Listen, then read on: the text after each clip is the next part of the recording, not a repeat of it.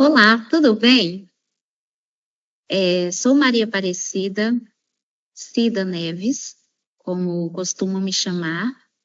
Sou professora da Secretaria de Educação aqui em Brasília há quase 25 anos, atuando principalmente nos centros interescolares de língua, que é um projeto muito interessante aqui nas escolas públicas em Brasília, onde ofertamos aulas de inglês, espanhol, japonês, francês e alemão também.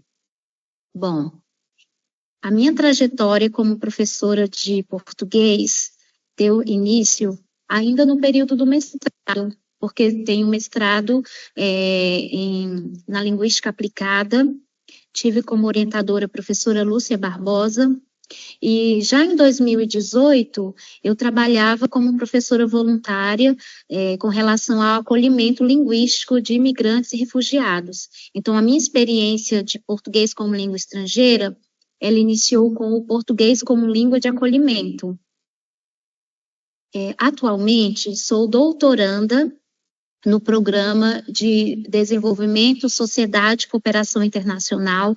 O meu orientador é o professor Humberto Eusébio, e continuo com a minha pesquisa voltada à política pública, ofertar português como língua de acolhimento de forma acessível nos centros de línguas a esses imigrantes refugiados.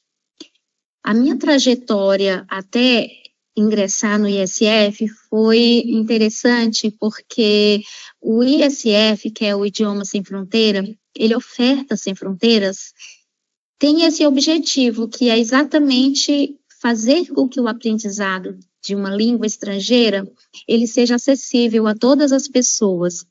Então, é um projeto que, desde sempre, porque ainda na época do mestrado, eu fui contemplada, fazendo um teste de proficiência de forma gratuita. Então, é um projeto que realmente é bem semelhante ao que eu venho pesquisando e ao que eu venho propondo aqui na minha tese. Então, a minha motivação para escrever esse artigo, que foi exatamente baseado no que eu propus ainda na banca para ingressar no ISF, eu me lembro bem que no dia da banca eu apresentei uma aula e utilizei autores e disse à banca em questão que a minha aula estava baseada em uma perspectiva completamente comunicativa. Para minha surpresa, um dos professores da banca me disse que a minha aula era muito mais decolonial do que comunicativa, e que eu revesse os meus autores, os meus conceitos. Então, eu fiquei muito curiosa e, ao mesmo tempo, feliz, porque quase que por instinto eu estava seguindo uma linha decolonial, apesar de não entender perfeitamente, de forma teórica, não ter pesquisado a fundo o que seria decolonialidade. Então, eu, conversando com a minha orientadora, agora do ISF, professora Cristiane Moisés, eu disse à professora que eu queria ter esse desafio, que eu queria ter esta possibilidade de elaborar, de ofertar um curso com essa nuance decolonial. Então, aqui estamos. Vou falar um pouquinho sobre essa experiência desse primeiro curso que eu ofertei aqui no projeto do Idioma Sem Fronteira, que fala exatamente da decolonialidade nas aulas de português como língua estrangeira. Mas como eu poderia ofertar no curso com uma perspectiva decolonial, se até então eu não sabia exatamente o que era decolonialidade? Eu não tinha lido o suficiente, não tinha uma bagagem teórica robusta para me orientar. Então, voltei novamente aos textos, aos autores decoloniais, e dentre todos os autores, os textos que eu li, Eu trago para vocês o Quirrano e Minolo. Eu posso resumir aqui para vocês a impressão que eu tive e onde eu baseei o que eu faria, as minhas ações futuras. Então, a decolonialidade, ela é uma crítica, ela é um pensamento de prática, ele é um pensamento da prática.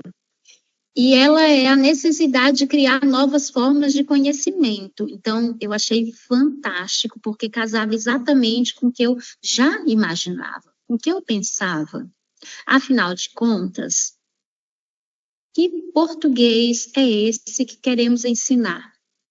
Que tipo de linguagem, que tipo de imagem queremos passar do nosso país? O professor Almeida Filho, que foi um dos professores que eu tive o prazer de ler textos e de fazer, inclusive, cursar uma disciplina, ainda na época do mestrado, ele afirmava que a língua não se separa da cultura. Língua é cultura, cultura é língua.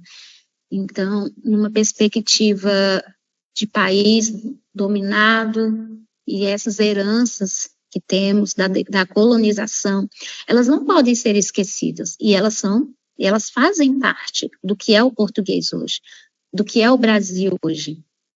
Então, a teoria foi muito parecida com o que eu imaginava e com o que eu trabalhava nas minhas aulas, mesmo no período de português como língua de acolhimento.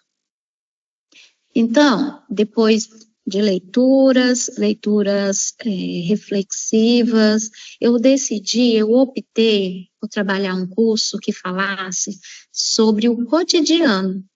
Afinal de contas, é no dia a dia que os brasileiros demonstram suas expectativas, praticam as ações e utilizam o português nas mais diversas possibilidades. Em momentos no qual utilizamos uma linguagem formal, uma linguagem mais informal. Então, eu achei esse curso perfeito para o que eu propunha. Então, eu trago para vocês aqui um pouquinho do que foi a organização inicial das aulas. Eu escolhi trabalhar esse curso, elaborado pela professora Viviane, porque era um curso curto, falava do dia a dia, do cotidiano do brasileiro, e me possibilitava trabalhar diversos temas ao mesmo tempo. Não tinha um tema maior para o curso. Então, o curso foi organizado da seguinte forma: nós teríamos 2 aulas semanais, na sexta-feira à noite. Porque, olha, quando o professor elabora um curso, quer seja online, presencial, ele precisa levar em conta vários aspectos, vários itens. Um dos itens é a possibilidade que aqueles aprendizes têm de acessar o seu curso. Já ofertei cursos em outros momentos, como português como língua de acolhimento, no período da tarde, ofertei cursos no período da manhã, porém o público do ISF é um público que já está inserido, sua grande maioria, no ambiente acadêmico. Então, é o horário que as pessoas estão assistindo às suas aulas na universidade. Claro, depois eu vou falar um pouquinho para vocês do perfil dessa turma, mas o perfil do ISF, o perfil do estudante que realiza, que se inscreve nos cursos do Idioma Sem Fronteira, é esse. Pessoas que já estão inseridas na universidade ou no mercado de trabalho. Então, o período noturno e no fim da semana, imaginei que fosse um período propício para ofertar esse curso, e assim o fiz. Na inscrição, eu já pude perceber a diversidade que eu não enfrentaria, mas a diversidade de estudantes que eu teria nessa turma.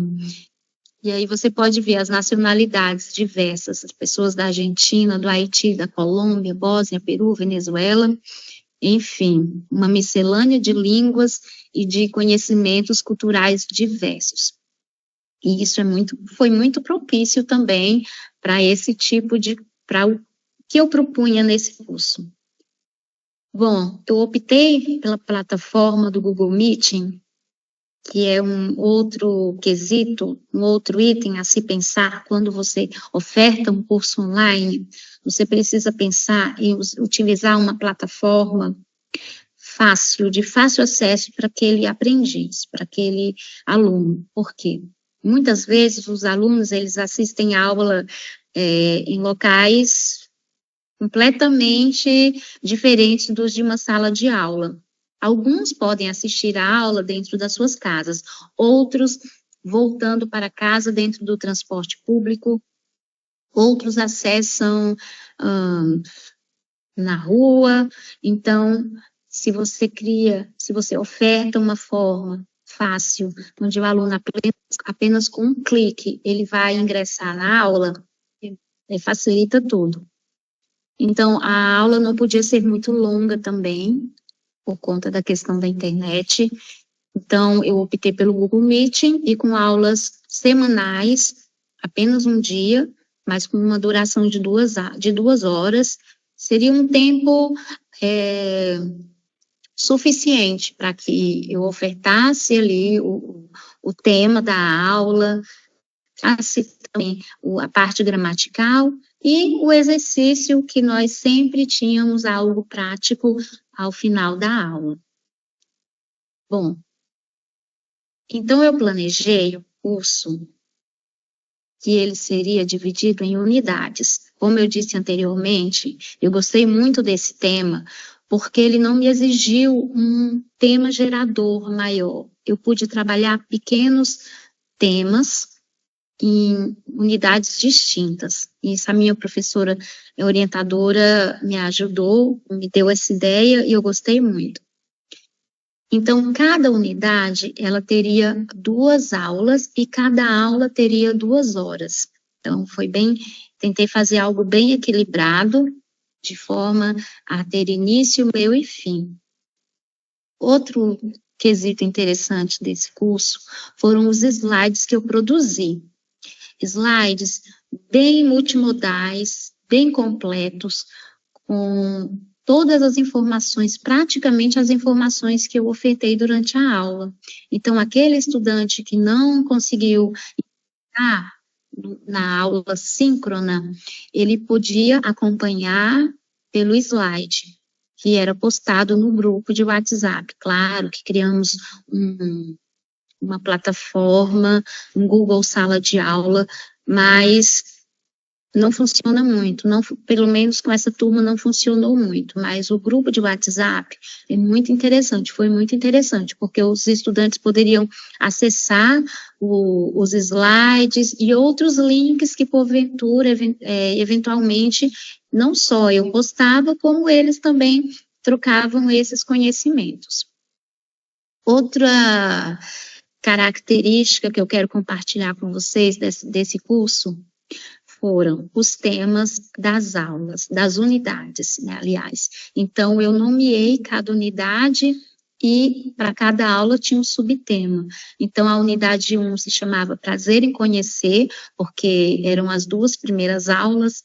Ali nós estávamos conhecendo, eu os estava conhecendo e eles estavam como eu posso falar, eles estavam inicialmente imergindo ali naquele curso de uma cultura cotidiana dos brasileiros. Eu falo brasilienses porque sou de Brasília, mas eu procurei abordar todos os estados do Brasil. Então, prazer em conhecer. Foi uma unidade que fiz em 2 aulas, cada aula de 2 horas. E seguimos para a unidade chamada Festa, onde nessa unidade nós trabalhávamos as datas festivas, comemorações e tudo que pudesse ser relacionado às festas, carnaval, enfim, feriados. eventos sociais, aqui eu trabalhei o casamento, chá de panela, aniversários, eventos sociais, foi bem interessante. E ao final trabalhamos o tema moradia, vem morar no Brasil. Então, mas vocês podem me perguntar, tá bom, mas e aí, a decolonialidade? Onde é que a decolonialidade fez parte aí nessas suas aulas? Em todos os momentos, porque quando eu inicio a minha fala falando prazer em conhecer, e eu me apresento, eu tento apresentar um Brasil que talvez eles não conheciam. Alguns termos, algumas palavras que talvez eles nunca tenham escutado. Não em aulas comuns, mas nesse curso eu busquei mostrar a eles uma realidade tão simples, mas ao mesmo tempo negligenciada. É importante falar que alguns desses aprendizes não estavam aqui no Brasil, não estavam em missão. E o mais interessante é que muitos deles não conheciam o Brasil. Estavam aprendendo português, queriam vir, claro, a intenção de alguém que aprende um idioma de um país é vir a um país algum dia. Mas muitos nem conheciam o Brasil. E outros já estavam morando aqui, estavam em imersão. Então, foi bem interessante.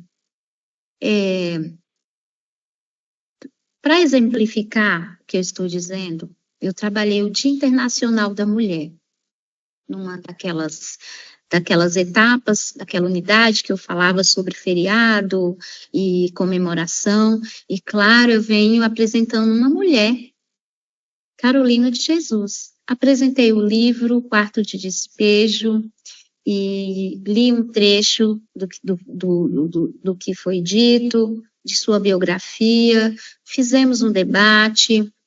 Então, a partir das aulas, a partir do que eu apresentava a esses grupos, a esses aprendizes, eles faziam suas produções. Nós tínhamos os debates em sala, mas eles também produziam textos escritos.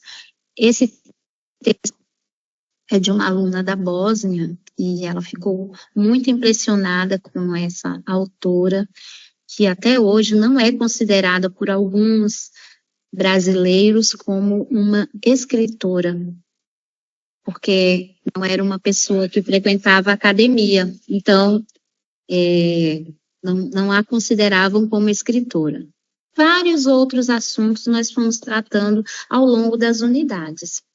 Muito interessante. Então, quais foram os resultados ao findar o curso? Nós tivemos muitas reflexões. Reflexões que partiram dos próprios aprendizes, durante as aulas e posterior às mesmas. Nos grupos do WhatsApp sempre haviam alguns comentários. Professora, no meu país também foi assim. No meu país, essas coisas também aconteciam. Então, trazer esse grupo, mostrar de forma decolonial a história do Brasil, o cotidiano brasileiro, também despertou nesses grupos a reflexão das suas próprias histórias, do que os seus países passaram ao longo de sua trajetória. Então, isso foi bem interessante. E o interesse também de continuar, de saber mais. Sabe aquele gostinho de quero mais? E esses alunos, eles já manifestavam ali um interesse em continuar, em fazer um outro curso, e me perguntando, vamos ter outro curso? Vai continuar esse curso? Então, foi bem interessante esse despertar, esse interesse que eles tinham em saber mais, em aprender mais, nessa perspectiva decolonial. É claro que a gramática, o vocabulário era trabalhado em sala. Dependendo de cada etapa, de cada temática, a gramática era trabalhada, sim, com certeza, mas de uma forma, de uma forma não principal, não era o foco da aula, a questão gramatical. Não era o foco da aula, mas fazia parte das aulas também, claro, sim. Então, essa motivação foi muito, muito legal, muito interessante, porque quando o aprendiz ele está motivado a aprender uma língua, no caso aqui o português, o professor também fica motivado. Eu já ficava imaginando como seria o próximo curso e quais seriam as necessidades desse trabalho. Eu ofertei um curso posterior a esse, de cotidiano, que trabalhava a questão do CELP-BRAS na prática. Era assim.